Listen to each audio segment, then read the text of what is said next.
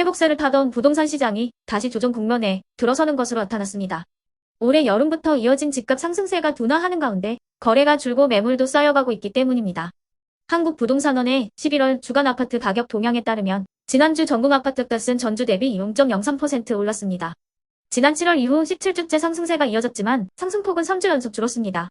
서울의 경우 0.07%에서 0.05%로 상승폭이 감소했고 강남구는 29주 만에 상승세를 멈추고 보합 전환했습니다. 아파트 거래량도 눈에 띄게 줄고 있습니다. 서울부동산정보광장 집계 결과 서울 아파트 거래량은 지난 8월 3,860건에서 9월 3,367건으로 줄었고 10월에는 1,845건으로 급감했습니다. 부동산 빅데이터 업체인 아실의 자료를 보면 서울의 누적 매물 건수는 8452건으로 아실이 관련 통계를 집계한 2021년 4월 이래 가장 많았는데 최근 매수자와 매도자 간 희망 가격 차이가 크게 벌어지면서 급매물 외에는 거래가 잘 성사되지 않는다는 게 중개업계의 전언입니다. 또한 국토교통부의 실거래가 공개 시스템에 따르면 서울 강남구 도곡동의 도곡상용예가의 전용 107제곱미터는 이번 달 들어 14억 원에 중개 거래됐습니다. 같은 크기 아파트는 지난 4월 19억 5천만 원에 거래됐다가 지난 8월에 22억 원에 거래되며 반등했는데 불과 석 달 만에 8억 원이나 급락하는 거래가 이루어진 겁니다.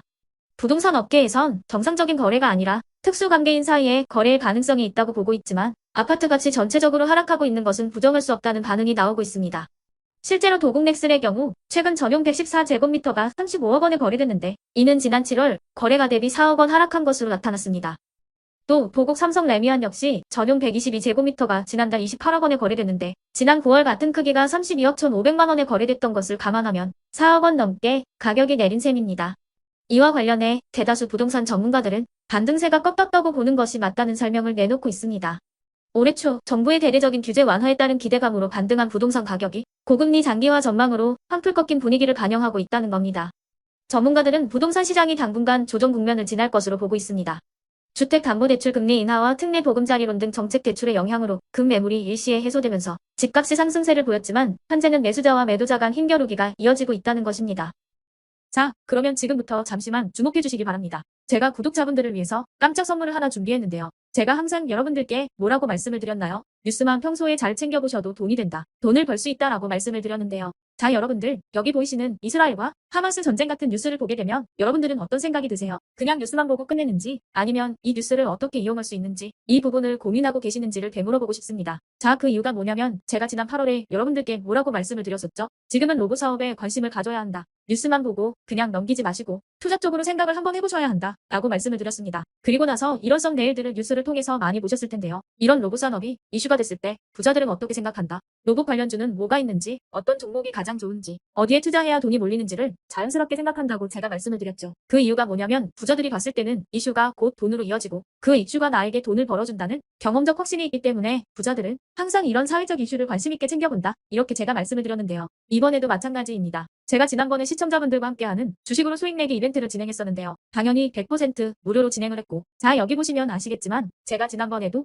저한테 이슈라고 문자 남겨주신 모든 시청자분들께 이렇게 로봇 관련주 중에 가장 급등할 확률이 높은 딱 한 종목, 많은 종목도 아니라 유진로봇이라는 종목을 여러분들에게 추천드렸어요. 그러면서 여기 나와 있는 대로 정확히 얼마에 매수해야 하는지, 그리고 수익률이 어느 정도 나왔을 때 팔아야 하는지 이런 부분들까지 여러분들에게 정확히 알려드렸었는데 자, 지금 실제로 어떻게 되었다? 오른쪽을 보시면 아시겠지만 제가 8월 초에 문자로 이 유진로봇을 소개해드리고 나서 실제로 한 달도 지나지 않아서 이렇게 주가가 2배 이상 급등이 나왔다. 그래서 당시에도 굉장히 많은 분들이 제가 드린 이 종목으로 수익을 내실 수가 있었을 텐데요. 다시 한번 축하드린다고 말씀을 드리겠고 자, 이번에도 마찬가지입니다. 최근에 이슈되고 있는 게 이 하마스와 이스라엘 전쟁이기 때문에 우리가 어떻게 생각해 볼 수 있다. 전쟁이 계속되던 전쟁이 끝나던 일단 피해 상황이 막심하다는 겁니다. 따라서 전쟁으로 진행된 피해를 복구해야만 하겠죠. 때문에 이스라엘 재건이 반드시 이루어질 수밖에 없고 우리나라 기업 중 이스라엘과 관련이 있는 그리고 폐허가 된 도시를 복구할 능력이 되는 한 곳이 크게 부각받을 수밖에 없다. 당연히 이쪽으로 우리가 생각해야 한다는 겁니다. 2022년 러시아 우크라이나 전쟁 터졌을 당시에도 몇 개월 뒤 우크라이나 재건 관련주들이 일제히 급등했었던 적이 있었죠. 이번 이스라엘도 비슷하게 흘러갑니다. 자, 그렇기 때문에 제가 이번에도 뭘 보내드리냐면요. 지난번과 똑같이 이슈라고 저에게 문자를 보내주시면 제가 이스라엘 재건 관련주 중에 앞으로 대장주 역할을 하면서 주가가 가장 크게 급등할 한 종목을 구독자분들에게 문자로 종목명과 사고파는 시점을 모두 알려드릴 거예요.